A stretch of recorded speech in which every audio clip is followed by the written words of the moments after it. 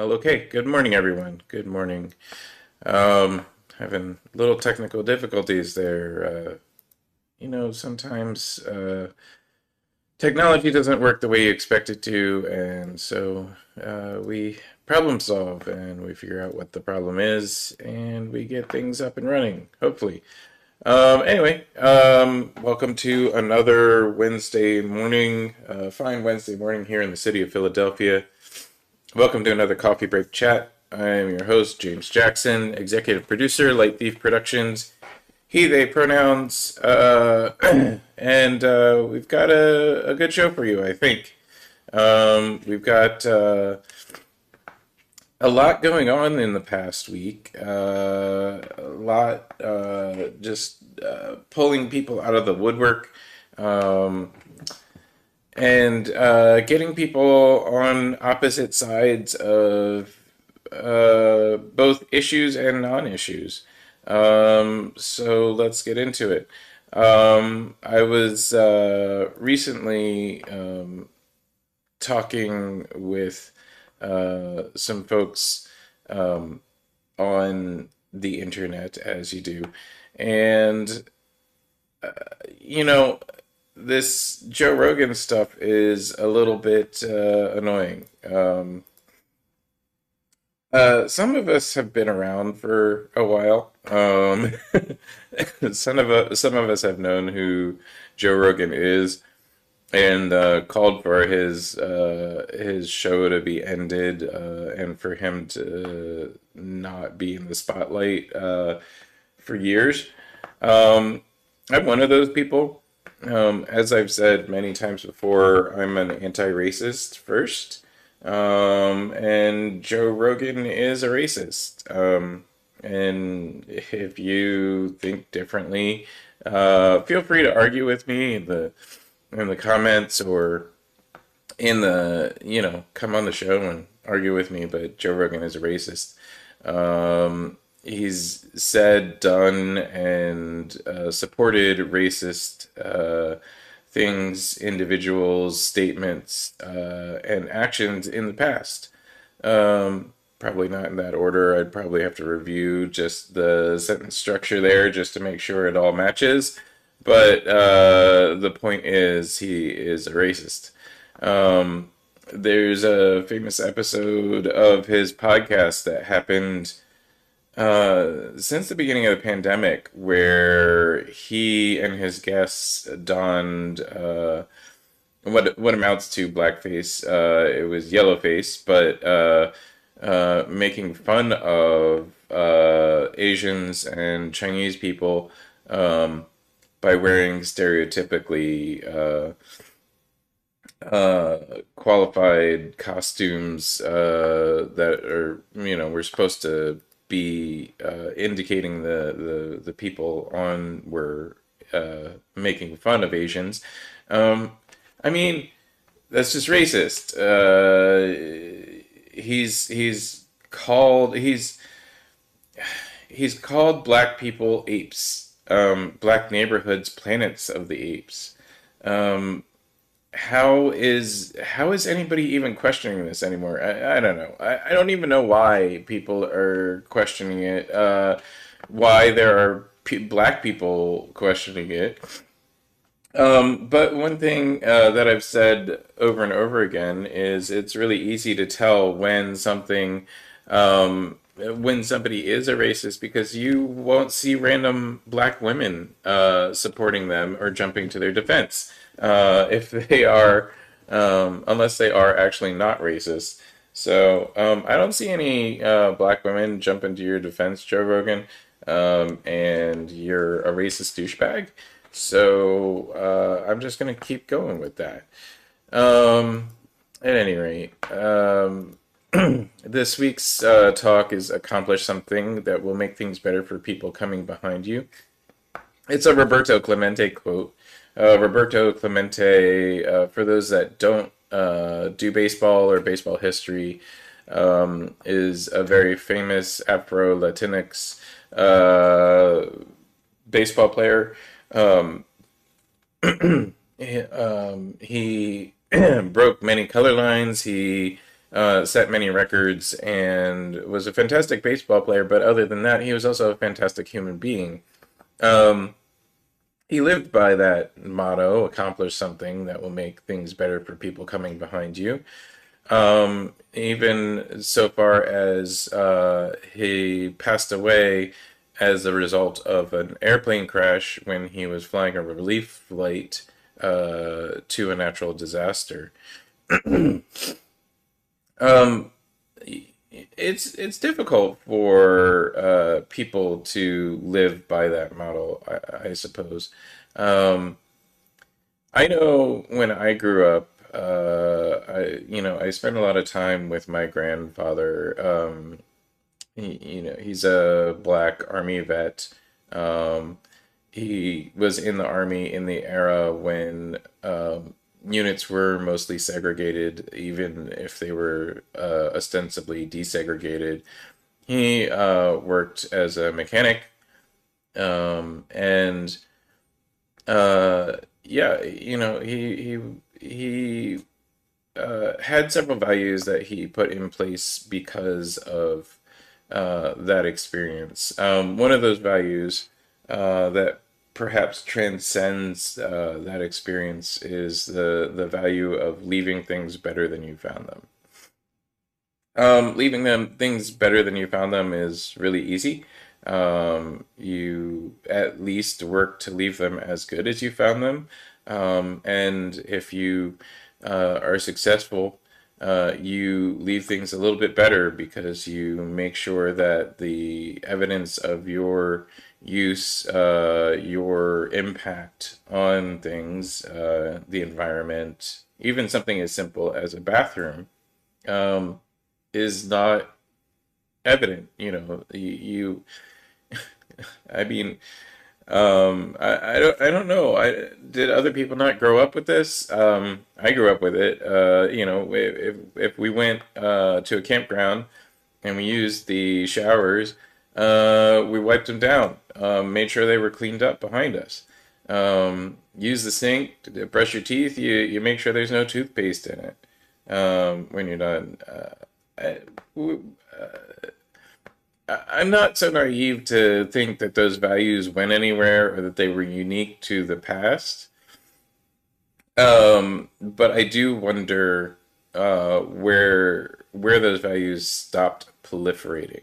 Why there is um, this clear delineation in a generation ago of black men who strove to improve the world around them, and including black men in my family, versus uh, there are the generation of now, the generation in power now, the generation politically active now, uh, oftentimes strives to uphold whiteness, uphold the status quo, uphold the misogyny that plagues our society. And so, yeah, I do wonder about that, and it's not a uniquely black thing. It's probably more to do with capitalism and the normalization and mixing of social constructs in the social structure that we have, um, being white adjacent, being closer to wealth, being closer to people who meet the definition of success of the society that we live in, all lead to emulating those aspects of that society. And for what it's worth, that it was white society and is misogynistic and is troublesome. Um, why is Joe Rogan troublesome? Um, he has the ear of many, many people. It isn't like Joe Rogan operates in a vacuum. And his act of being an asshole is not a way of being a comedian. Like like there's a it's funny because all of the folks that I've had these arguments with, jumped into these arguments with, um, are comedians or comedian adjacent. And I hate to tell you, but the actual shtick, not funny. It doesn't work. It's no way to get an audience. Um, for all of his faults, Louis C.K. tried to prove that before his behind the set actions came to the forefront. Um, you can be popular, you can be a successful comic and be empathetic. You can be somebody who people like, and people want to be around, and uh, being an asshole isn't it. It isn't the only way to be funny. It in fact isn't funny at all. Um, it's a combination of words, it's the actions that you do, it's the things that you juxtapose against each other that make funny. Just being an asshole to be an asshole isn't funny. A lot of there's an entire generation of edgelords and really unfunny people who were unpopular and unempathetic, um, who proved this. Internet trolls aren't funny. Like, you may chuckle to yourself, but it isn't. It isn't worth it. It isn't funny. It isn't getting you anything. Uh, it's you're basically worthless. And Joe Rogan is basically worthless. Um, so the world is more complex than obviously just a simple statement like that. Um, a lot of people have pointed out that the timing and grouping of people protesting against Joe Rogan seems to be suspect. There are people from the normal political campaigns, the Democratic National Convention, the leftist liberals, progressives, etc., all suddenly putting pressure on Joe Rogan, on Spotify, um, and commenting on this, even though clearly this has existed for many years. The 110 episodes that they pulled from Spotify after a search for the N word were over the past 12 years. Um, does a company like Spotify not realize that Joe Rogan profusely used the N word over the course of his career? Uh, they do. They know that.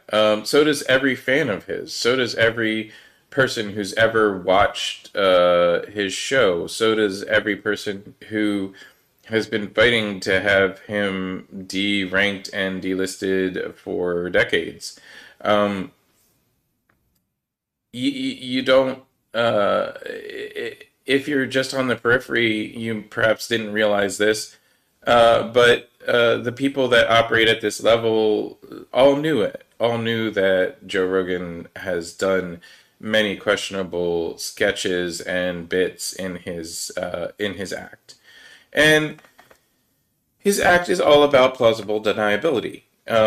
It's about the his character on the Joe Rogan show is an inquisitive, uh, youthful person, just asking questions, just bringing your attention to things, just uh, wondering, uh, just inviting on guests who might disagree with. Yeah, that's not how this works. My show has practically the most open door policy in the world.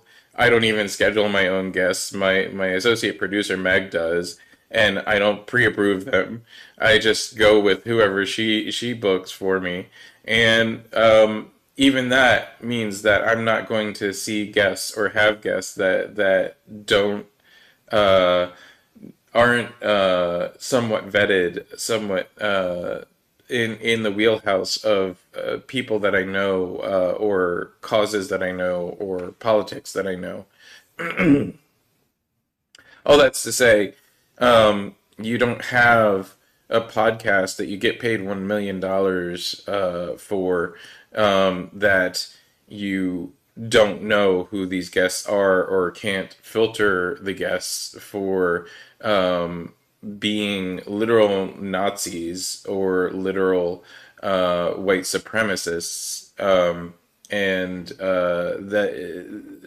there's no world in which you have a podcast that's $1 million and you don't know that the Pepe the Frog meme was co-opted by Nazis and white supremacists, and that the Honkler meme is used by white supremacists.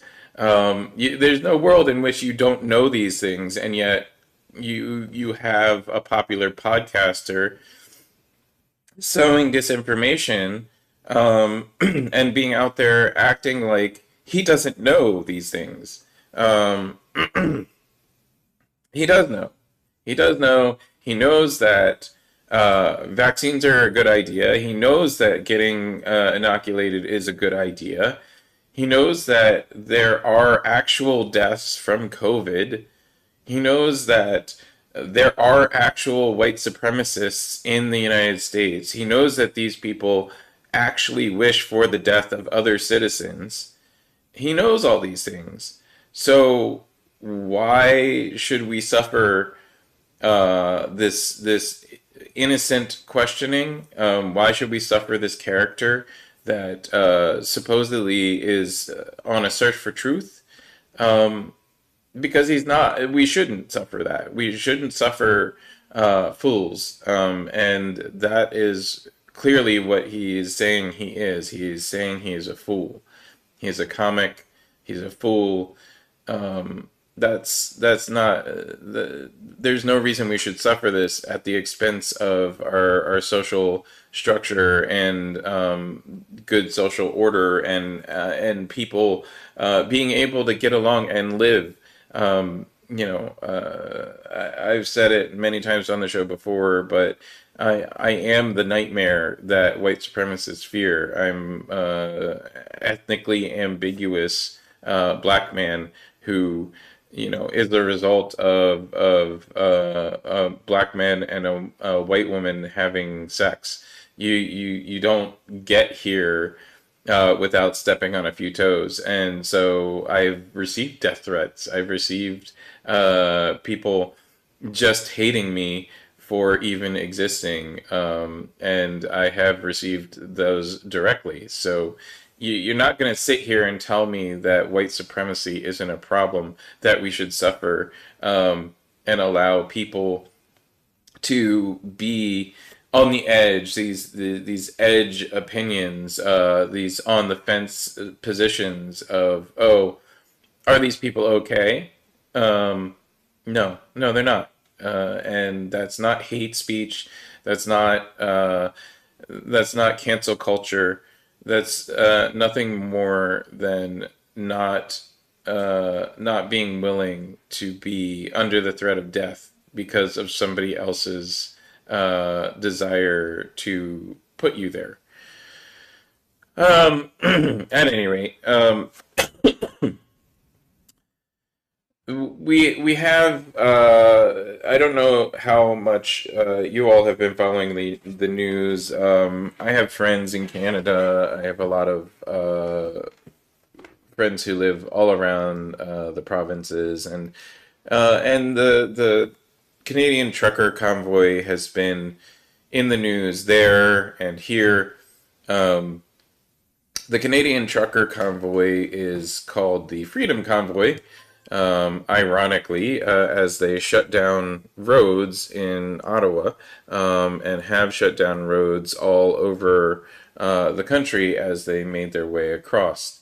This convoy is maintaining that plausible deniability by saying that they're not white supremacists, they're not anti-vax, they're not anti-mask, they're just anti-mandate. Okay, sure. You're not white supremacists, though. You're waving Trump 2020 flags and Confederate flags in Canada from your trucks. Really? You're gonna try and just straight up deny that? Are you fucking joking? Um, you're not anti-vax, but you're in your organizing chats. You have people trying to figure out how to traverse the highways without getting vaccinated, because Canadian law is a lot more realistic, and in order to be a trucker, you have to have been vaccinated already.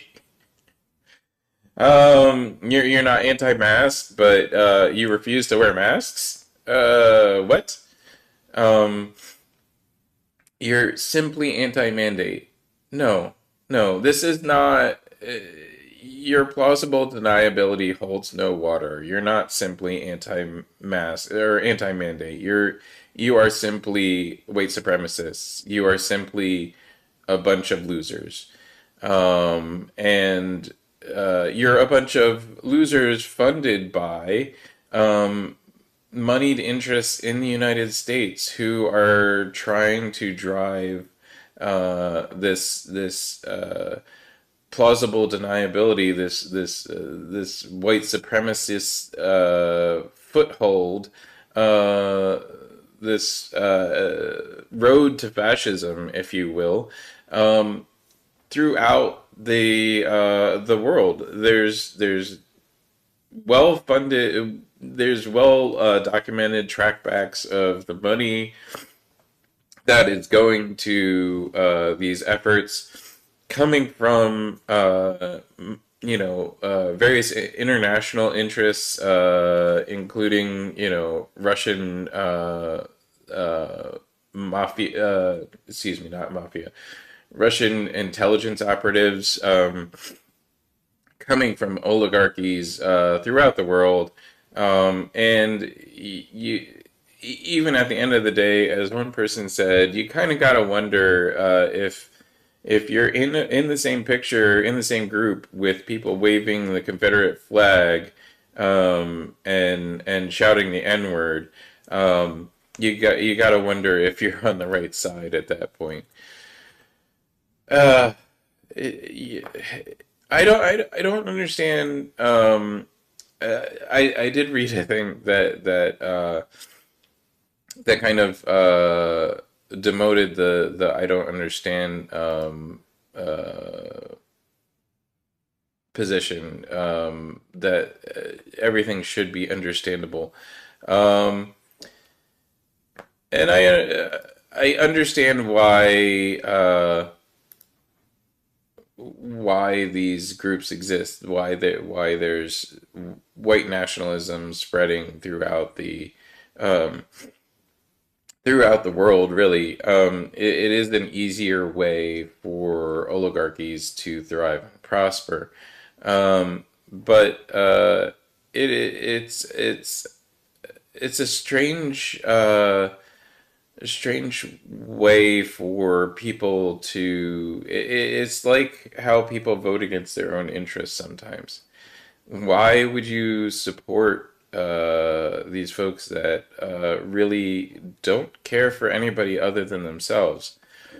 Um, and in fact, actively deny their own identities and actively work against their own self-interest at times. Um,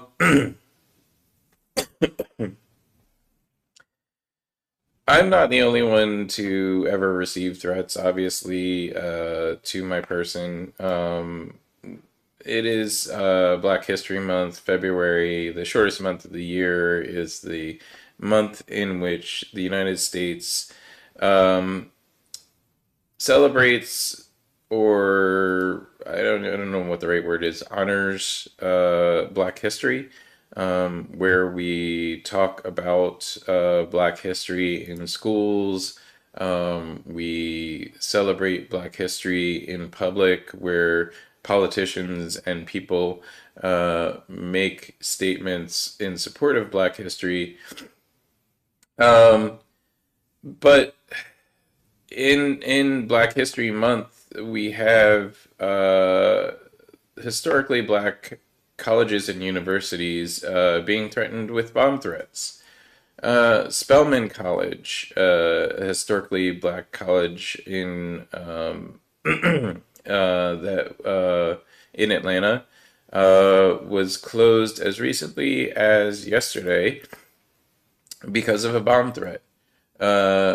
Several dozen historically Black colleges and universities have been were closed on Monday and Tuesday and Wednesday of last week, the beginning of Black History Month.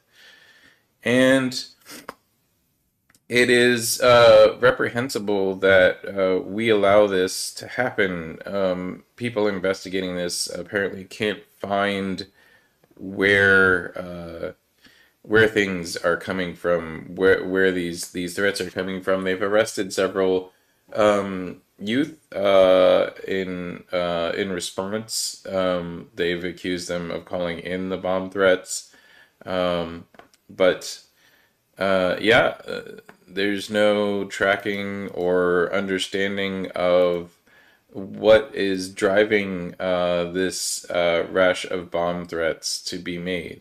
There's no reporting on it. There's no investigation of it. There's nobody um, making an understanding of it. So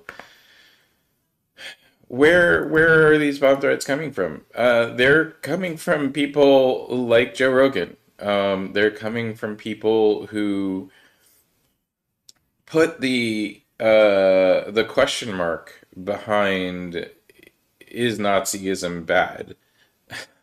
Yes, Nazism is bad. Yes, white supremacy is bad.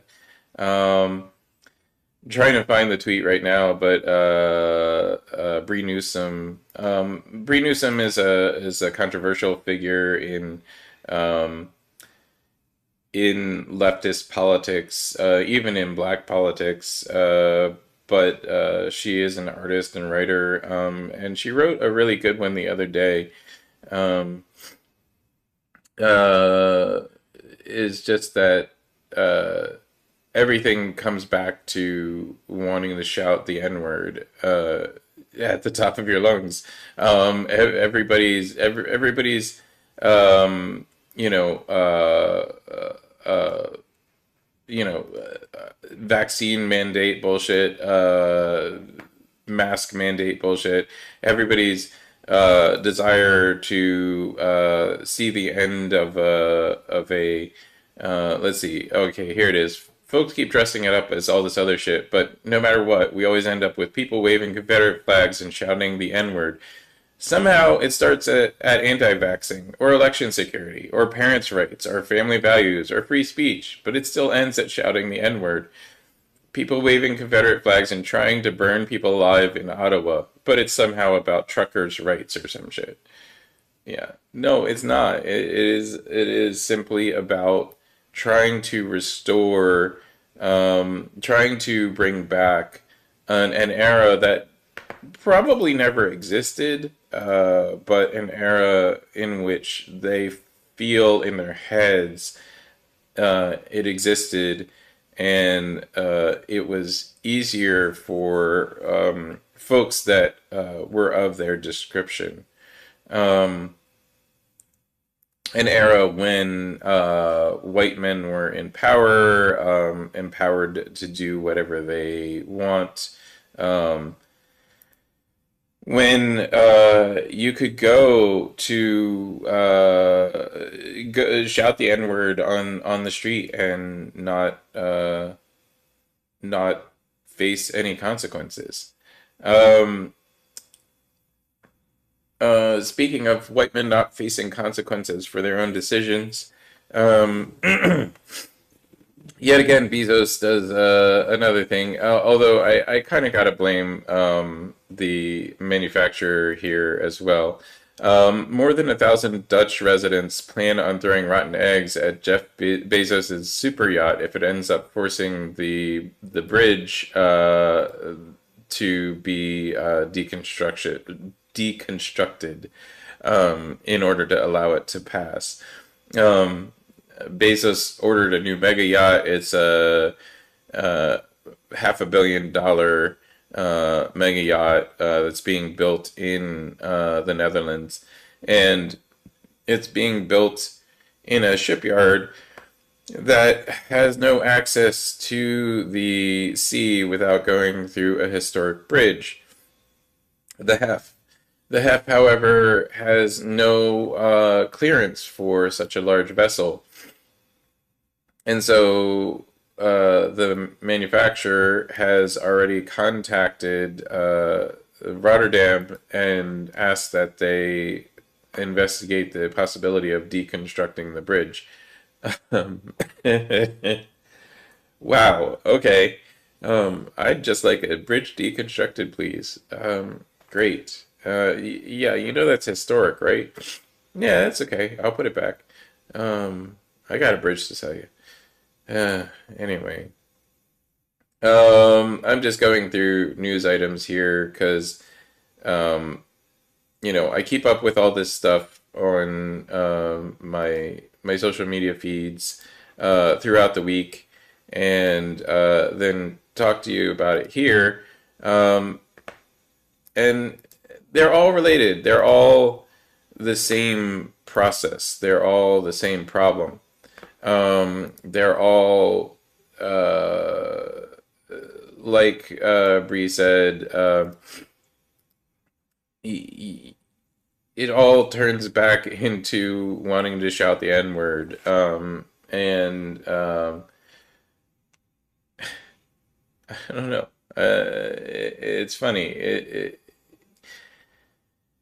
I was reading a podcast, Rogan Experience podcast excerpt transcript because I was trying to understand a little bit deeper what's been going on.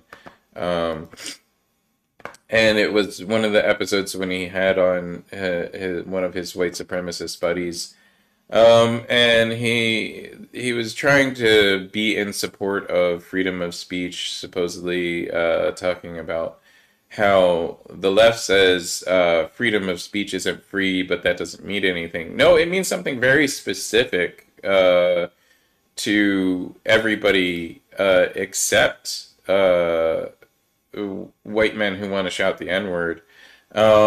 Freedom of speech isn't free means that there are consequences for what you say and do. I've faced consequences for what I say and do here on this podcast. I've faced consequences for what I've said and done in public. Um, you know, uh, there are consequences to speech, and freedom of speech isn't free. You don't get to just say whatever you want and then have it not have consequences. Um, the freedom of speech is freedom from the government persecuting you for your speech. It is not freedom from the public and private institutions deciding that your ideas are bad, and giving you feedback on that. That's their freedom of speech. They can say whatever they want. I can say Joe Rogan is an idiot asshole on this podcast, and I'm not worried about somebody deplatforming me because I still have a platform. What happens? Oh, Facebook deletes my video. Great, that's fine. I have a YouTube copy. Oh, YouTube cancels my video too, turns off my channel. Google decides to cancel my Gmail account. Fine. I still have a platform. I still have a website. I still have the ability to publish this stuff however I want. So does Joe Rogan. Um, Famously offered $100 million to move his podcast over to some no-name network from Spotify. Yeah, uh, cancel culture isn't a thing on the right. It isn't. It isn't a thing for conservatives or white supremacists. You're not, or even rapists or people who are misogynistic. They get up, dust themselves off, find a new microphone the next day, and start again. It's just it's fascinating. I wanted to talk a little bit about book burnings. In case you haven't noticed, book burnings are back. There's a white supremacist pastor, quote unquote, named Greg Locke, who hosted a book burning in Tennessee in just a couple of days ago, really, on February, I believe, 2nd or 3rd, in response to the public debate around children's access to books. Um, this is an actual threat to freedom of speech. So, instead of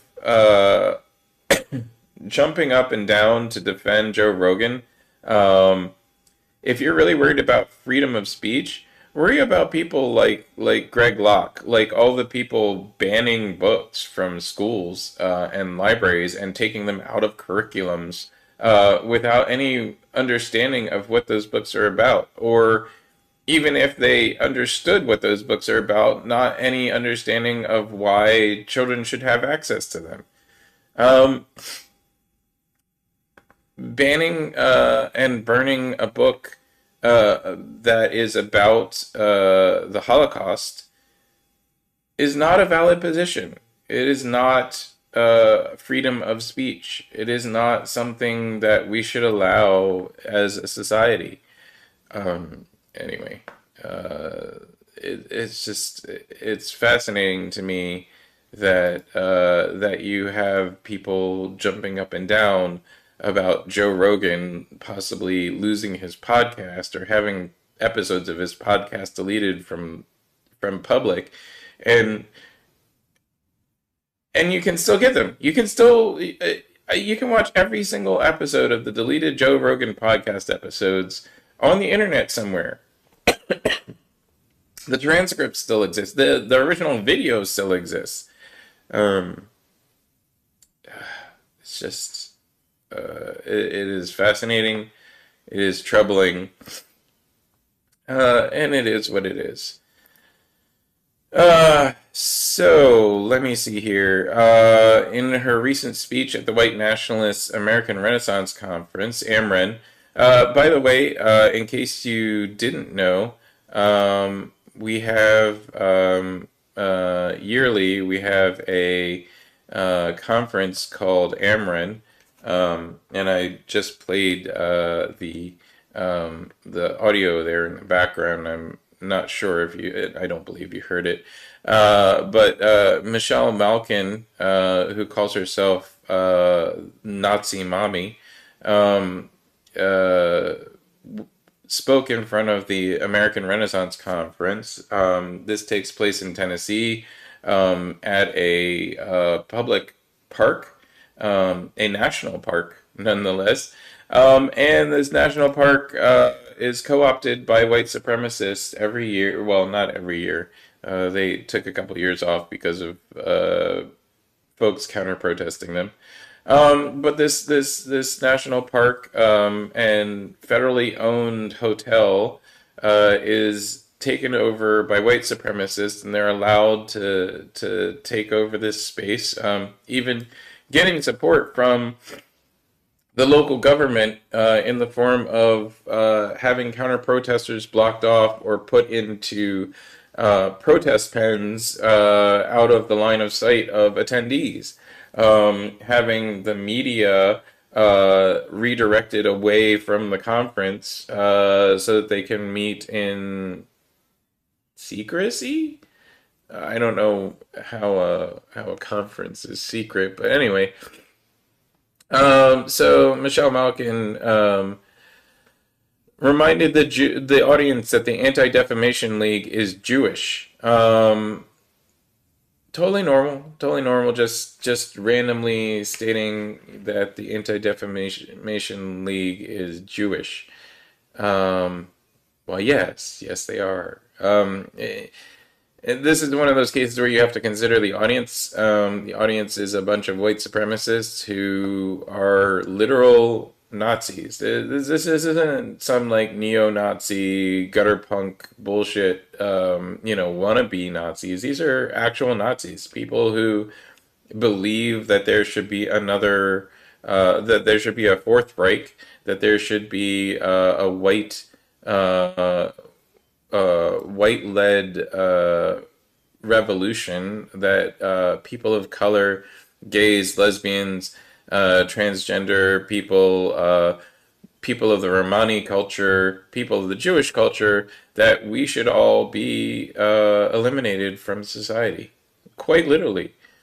And she's Asian, so anyway, Michelle Malkin is Asian, and she's married to a Jewish man. So the self-hatred, this ability to be quite confused by yourself is fascinating.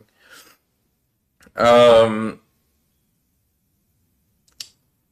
in COVID news, uh, there's been several states that have surprisingly started to ease COVID restrictions as case numbers drop. Um, as usual, it seems to be a little bit fast because it seems like we keep going through this wave of stuff.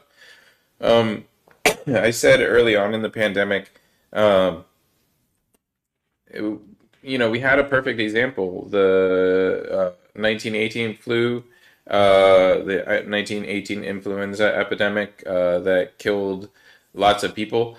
Um, by the way, one of the best tweets I've read about the Spanish flu epidemic.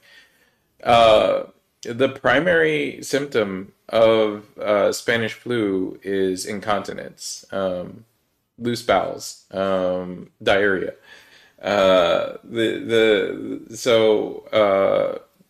When doctors were trying to explain that this thing that is killing people uh, could just present as diarrhea about a really bad stomach ache, um, people didn't believe them. And it was only killing, like 1 to 3% of people, and yet we somehow managed to deal with that better than killing off 1 to 3% of people today.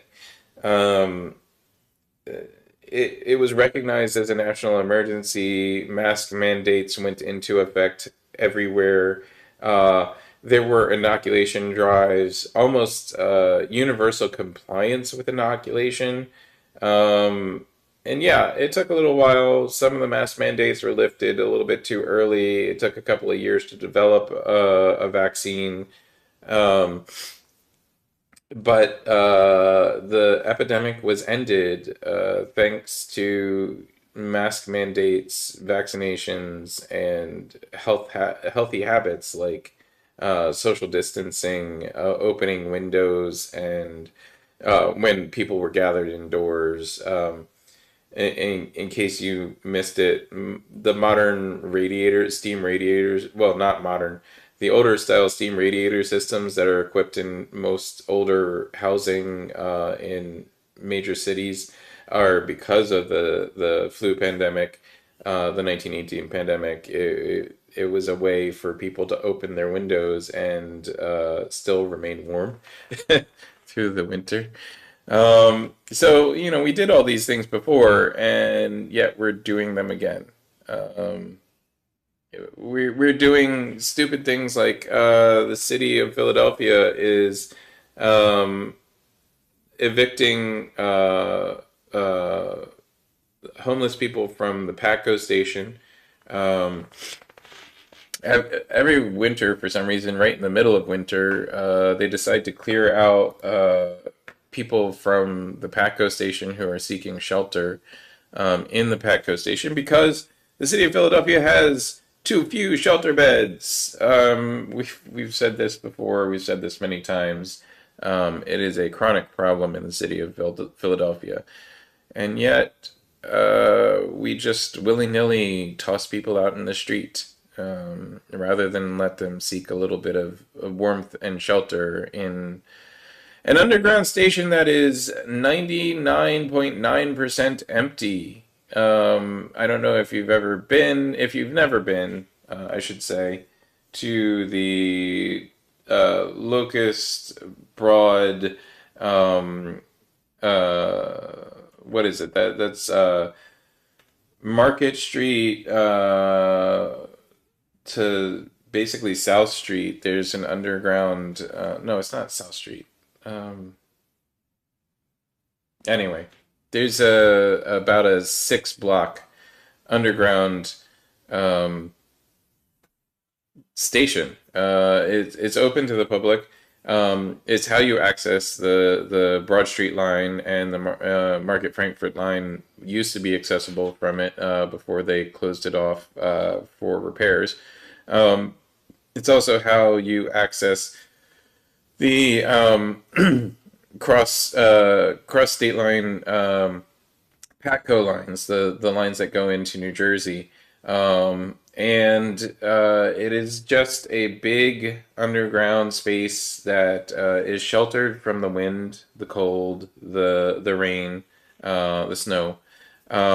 It has if you've ever walked there, even when multiple trains are arriving and are departing, um, even for those few moments when there are all the people possible in that underground area, it is still 90% empty.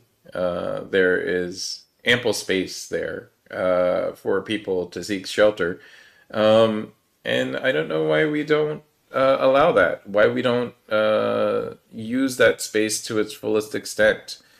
But we don't. And again, that probably goes back to I shouldn't say I don't know. I do know. It's because you don't want a bunch of poor people within view when you're commuting from your suburb to your city office. Uh, yeah, yeah. And let's see what else has happened. Oh, Peter Thiel. This guy. I no longer believe that freedom and democracy are compatible. Peter Thiel, for those that don't know, is a very wealthy investor. He was part of the founding of PayPal. That's where he made his money. Aside from, being rich from a rich family. and having access to begin PayPal and help begin PayPal. He is invested in a lot of technology and a lot of Silicon Valley stuff. He's one of the more proliferative VCs in Silicon Valley. And he is a very vocal conservative. He's backed Donald Trump. He's backed a lot of Donald Trump's handpicked candidates. And I mean, very clearly, he's also a white supremacist. I don't know if I have to say that anymore, but I'll say it. Just Peter Thiel is a white supremacist. He does not believe that all people are equal. He does not believe that people should have equal access to anything. He does not believe that freedom and democracy are compatible. He believes rather that fascism should take hold and that that's the only way we'll get a true democracy. I would question Peter Thiel's understanding of the word democracy, but yeah, that's what he believes. Anyway, he's resigning from the board of Facebook so that he can pay more attention to the upcoming midterm elections and the presidential elections to follow in 24. Um, I gotta say, I'm glad he's leaving Facebook. Hopefully, that will lead to some better, more equitable outcomes for people trying to exercise their freedom of speech on Facebook. Even though Facebook is a private company, people do try to exercise their freedom of speech through Facebook, and there seems to be a disconnect between the ideas of equitable access and Facebook's moderation system. Yeah, yeah. So he's going to influence the next elections, and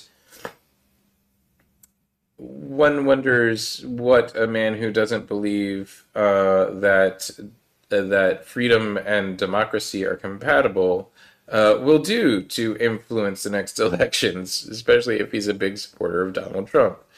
Um, I wonder. In other news, PA Commonwealth Court Judge Patricia McCulloch, tasked by Pennsylvania Supreme Court with recommending a new congressional map, has chosen the map that Republican lawmakers passed. Surprise! Kel surprise! If you don't know who Patricia McCulloch is, she is the only judge in Pennsylvania appointed by anybody of any party, elected by a county that primarily leans in any direction, including several other very conservative judges. She is the only one to have signed off on the idea that there might have been election tampering. Um, yeah, so Kel Surprise, a very obviously corrupt judge signs off on election tampering. Also, she's the only judge. So, this is from her campaign, by the way. She's the only judge in America to order the 2020 presidential election in America to order the 2020 presidential election results not be certified. She's also the only judge running for the Pennsylvania Supreme Court to be praised by President Trump. Yeah, that's the. I mean, the "Are we the baddies" meme seems to come to the forefront all the time. Um,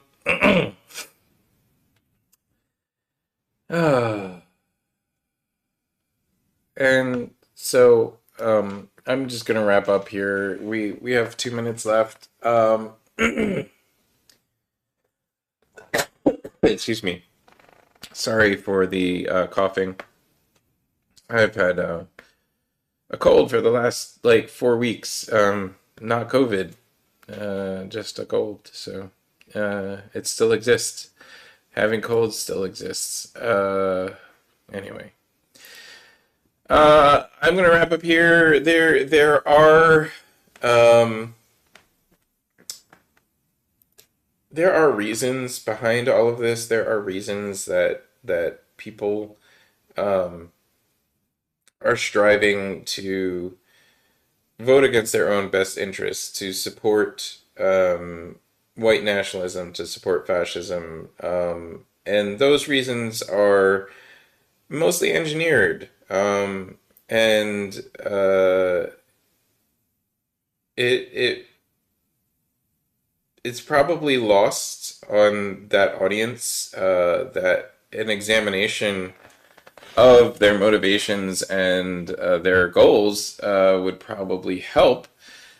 But, you know, for what it's worth, examine your own goals, examine your own motivations, see what of your motivations and your goals are compatible with how you vote, with how you, with the ideas that you support. And if they're not compatible, figure out, what it is that you want to do, what it is that would actually make your life better, what it is that you need in order to be successful in the future. And those are the things that you should support. But also, as we said last week, you should, and as we're saying this week, you should do things that will make life better for the people coming behind you, for the people who aren't as well supported as you, for the people who need a little bit of help. Make sure that you include them in your thought process, because if it's not them, it might be you next time, and hopefully there won't be a next time, but history has proven that there will. So on that sad note, let's end this week. Hope to see you all next week. We'll have another show 10 a.m. On Wednesday the 16th. We hope to see you then. If you like what you've seen, please consider supporting us on Patreon, patreon.com/lightleafproductions. Consider following us on Facebook, Twitter, YouTube, Mob Crush, Twitch, and you'll see broadcasts of other things as well if you follow us there. We recently live streamed the Black and Latinx Community Control of Health Symposium.